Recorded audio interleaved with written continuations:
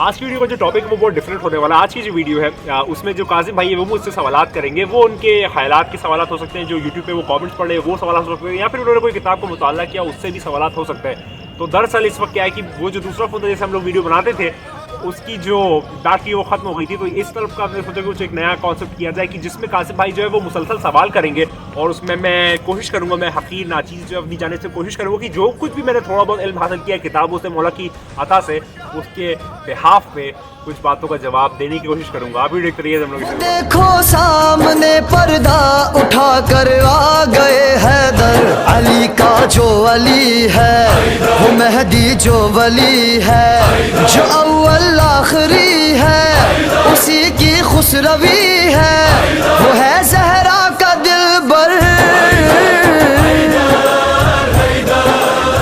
आगाज़ करते तो ये वीडियो कॉन्सेप्ट काफ़ी नया सा है, मतलब मेरे लिए काफ़ी नया सा है और ये इत्तेफाकन हो गया। मतलब ये मैंने कभी प्लान नहीं किया था, ये कासिम भाई ने अभी आइडिया दिया। तो कासिम भाई बहुत शुक्रिया, वीडियो बना रहे हैं। तो कासिम भाई सवालात करेंगे और फिर मैं कोशिश करूंगा अपनी जानिब से जवाब देने की। तो कासिम भाई आप एक एक करके सवाल का जो सिलसिला है वो कर सकते हैं और फिर उसके जल्दी जल्दी में शॉर्ट आंसर्स देते हुए फिर साहिब ज़मान के मुतालिक आखिर में एक पैगाम और उसके बाद वीडियो को एंड करते हो। कासिम भाई आप अपना पहला सवाल वहीं से कर सकते हैं। जी पहले तो आपको बहुत बहुत जो है शुक्रिया। आवाज़ कहें, तेज़ बोलिए, तेज़। आप मतलब मेरा जो पहला जो है सवाल वो ये है कि आज के दौर में अब जैसे कि मालूम ही है कि इमाम ज़माना अलैहिस्सलाम का ज़हूर बहुत जो है करीब है, जो है महसूस कर रहा है उसके जहन में एक सवाल ये भी आता होगा कि इस वक्त हमारी क्या जो है ज़िम्मेदारी है। ये सवाल जो है ये अमूमन मैंने बहुत लोगों से सुना है और मैंने कई दफ़ा ये किया भी है शुरू के वक्त में, मतलब 1 साल पहले मैं बहुत सवाली वाला करता था। लेकिन जब मैंने अलमदार साहब से मैं मुखातिब हुआ या फिर उनके कांटेक्ट में या फिर उनसे कम्युनिकेट हुआ और उनकी जो वीडियो थी जो है बहुत काफ़ी वायरल हुई थी लॉकडाउन के पीरियड में, उसके बाद से मैंने इस तरीके की जो लॉजिकल सवाल है ना, या फिर जो आप कह सकते हैं थोड़े से कंस्ट्रक्टिव सवाल हैं जो कि बहुत ज़्यादा मीन में निकालने वाले सवाल होते हैं, मैं उससे थोड़ा सा दूर भाग गया हूँ। मैं थोड़ा सा आशिकी की तरफ, इरफानी तरफ, या फिर आप कह सकते हैं थोड़ा आरिफीन की जो बज़्म होते हैं उसमें बैठना शुरू कर दिया। तो मेरे अब जो जहन में ख्याल आता है और जो भी तरीके की बातें आती हैं वो यही आती है कि बस इश्क करो, मौला से मोहब्बत करो, इश्क करो। ये सबसे एपिटोम है, ये आपकी एपिटमी है, ये एलोक्वेंस है, ये जो हद है आपके किरदार की, आपकी नवयत की, आपकी पूरी जो बुनियाद है, आपका जो एक पूरी पर्सनालिटी है, अगर आपको उसको सुधार लाना है तो आपको सुधार कोई आपको अगर करना है कि आपसे नमाज नहीं पढ़ी जाती, आप गुनाहों में मुलविस हो रहे हैं, आपसे कुछ ऐसे काम हो रहे हैं जो कि मना है शरियन, लेकिन आप वो किए जा रहे हैं। तो मेरा जो सिंपल फॉर्मेट है जो कि मौला ने खुद फरमाया है और अलमदार साहब भी फरमाते हैं कि इश्क करो, मोहब्बत करो, इतनी ज़्यादा बेचैनी और इतनी ज़्यादा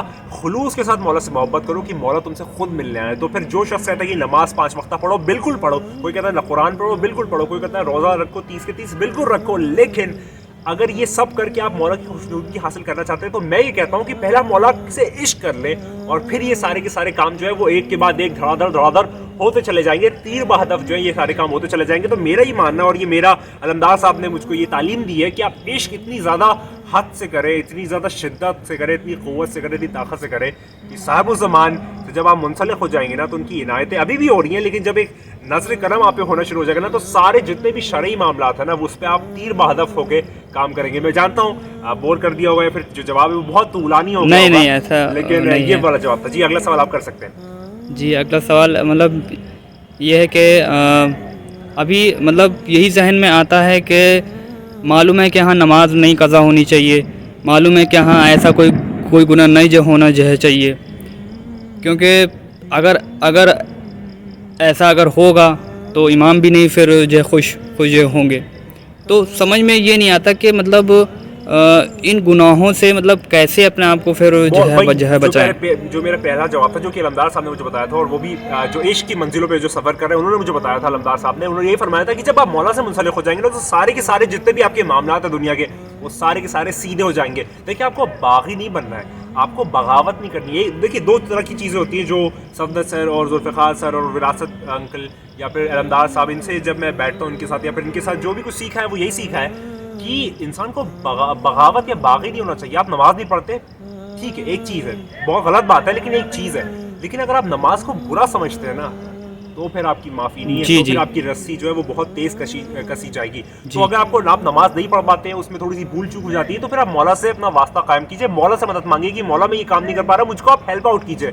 ऐसा हो ही नहीं सकता कि साहिब ज़मान जो है वो आपकी मदद ना करे। बेशक, और दूसरी चीज़ बेशक। होती है बगावत वाली। तो बगावत जो जी। है उस वो तो समझे कि इंसान जो दुनिया का सबसे बदतरीन, या फिर आप समझे कि दुनिया का सबसे ज़्यादा बदकिस्मत इंसान होता है ना, वो बगावत कर जाता है और शरई उसूलों के खिलाफ चला जाता है। तो आपको बिल्कुल भी ऐसा नहीं करना है। मेरा वही वाला जवाब है, कुल एकदम इसको अगर मुजस्सम करूं या मुकम्मल करूं, कि मौला से जब आप इश्क कर लेंगे तो आपकी दुनिया के सारे मामला जो है ना वो सीधे होते चले जाएंगे। आपको कोई ऐसा नहीं है कि आप जाके एकदम हौजे में जाएं फिर आप एकदम एक कंप्लीट ह्यूमन बीइंग बनेंगे। नहीं, आप जिस माशरे में रह रहे हैं, जैसे रह रहे हैं, जहाँ रह रहे हैं, बहुत सारे आपने वाक़या सुनोगे। एक मोची का वाक़या सुना होगा, एक ऐसा इंसान जो कि लाठी लेके चौराहे पे जाके खड़ा हो जाता था। कि ऐसा इंसान, एक ऐसी औरत जो हर वक्त बापर्दा रहती थी और मौला के लिए तैयार रहती थी, अपने घर से इसलिए निकली थी क्योंकि वहाँ पर उसके जो शहर था वहाँ पर मना किया गया था कि आपको आप पर्दा के साथ बाहर नहीं आ सकते। तो वो पूरी ज़िंदगी अपने घर में रही। तो इन सारे लोग की जो मौला से मुलाकात है या मौला की इनायत है, इन सब पे हुई। तो मैं यही कहूँगा कि आप मौला से इश्क कर लें सच्चा, एकदम दिल एकदम अपना फेंक के इश्क कर लें उनके साथ,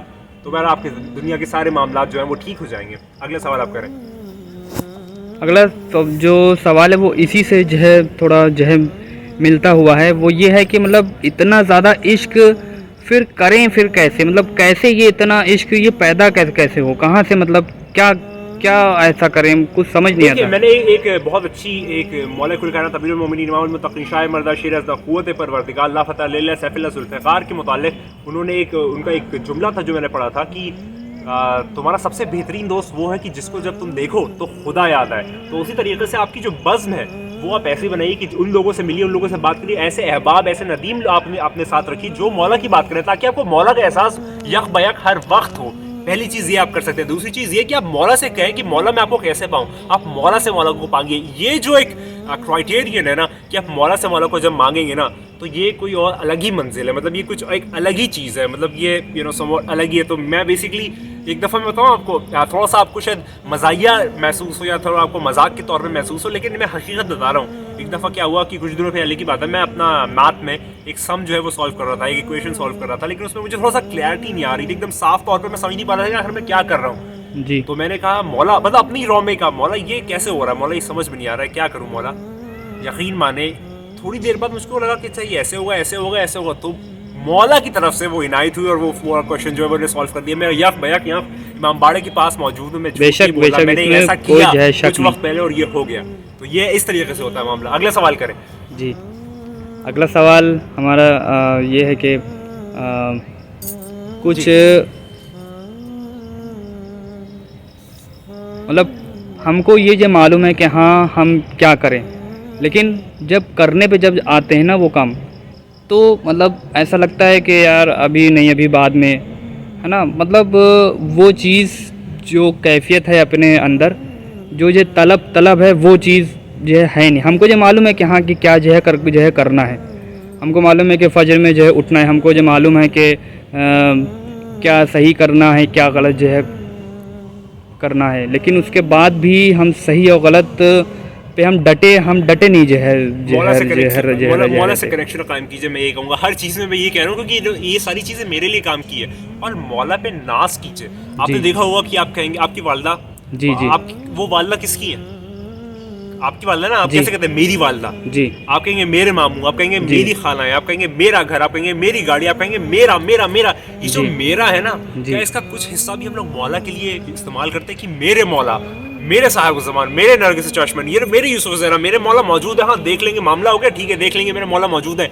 इस तरीके से कि आप 1% भी, आपको मतलब मैं हम सबको कह रहा हूँ कि हम 1% भी इतना इस्तेमाल करते हैं, मौला पे नाज करते हैं, अपने पे नहीं, हमारी क्या बिसात और औकात है कि हम मौला पे नाज करते हैं, मौला पे हम ऐसे उनको महसूस करते हैं। ये सोचने वाली बात है, ये हम सबको सोचनी चाहिए कि मौला पे जब कोई नाज करेगा ना कि मेरे मौला है, देख लेंगे क्या मामला हो गया, तो वो देखिए हम जब ये वाली बात करते हैं तो मेरे रोंगटे खड़े होने लगते हैं। और कोई भी शख्स अलमदार साहब की बातें सुन के यकीन माने कि जिसका दिल जो एकदम मुर्दा हो गया होगा ना, वो भी अलम मौला के मुतालिक जब उनका बयान सुन लेगा मार्फत वाला, उसकी दिल खुल उठ रहा है यार, मतलब वो कहते हैं मौला मौजूद है, मैं क्या कर रहा हूँ अभी तक। तो ये मौला वाली जो बात है ना कि मेरे मौला है साहिब ज़माना, ये जो मेरे वालिद, मेरी वालदा, मेरी बहनें, मेरा घर, मेरी गाड़ी, मेरी स्कूटी, इसका कुछ हिस्सा नहीं, सब कुछ मौला है। तो मौला पे अगर इतना नाज कर लें कि मेरे मौला, है मौजूद, देख लेंगे क्या मामला होगा, बम फोड़ेगा इजराइल, फोड़ दे, फलस्तीन में क्या हो रहा है, सब कुछ भी हो जाए, मेरे मौला मौजूद है।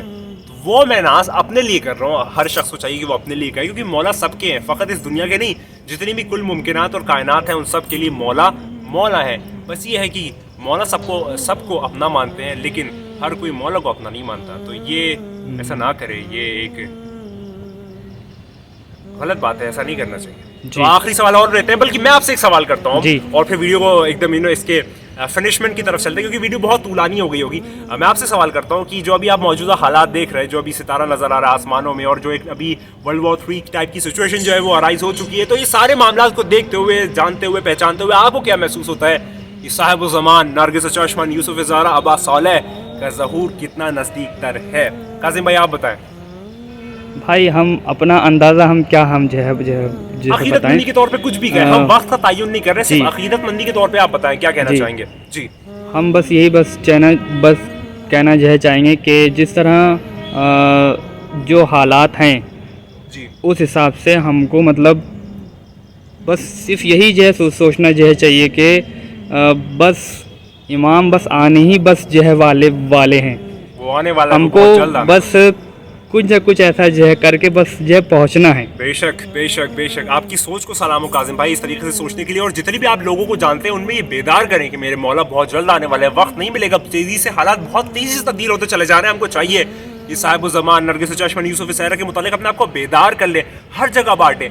कोई अगर हिंदू सुन रहा है तो कल की अफ्तार आने वाला है, कोई अगर बुद्धिस्ट सुन रहा है तो मैत्री आने वाला है, कोई अगर पारसी सुन रहा है तो सशुजांत आने वाला है, कोई अगर क्रिश्चियन सुन रहा है तो जनाबी ईसा अलैहिस्सलाम आने वाला है। उनका हालांकि एक अलग किरदार है, लेकिन वो आने वाले। और अगर कोई शियान हैदर कर्रार सुन रहा है तो नरगिस चश्मन यूसुफ ज़हरा अब्बा सालेह इमाम ज़माना इस्लाम बहुत जल्द आने वाले हैं। हमेशा एक ही बात कहूँगा काज़िम भाई, आपका बहुत शुक्रिया इन सवालात को लाने के लिए, और जितने भी लोग हैं आवाम को बेदार करे, क्योंकि मेरे मौला बहुत जल्द आने वाला है। हमेशा एक ही बात कहूँगा कि तू नहीं है, बस वही है। आप भी कह दिया काज़िम भाई एक दफ़ा ये भी, खुदा को याद करो यार, खुदा को याद करो।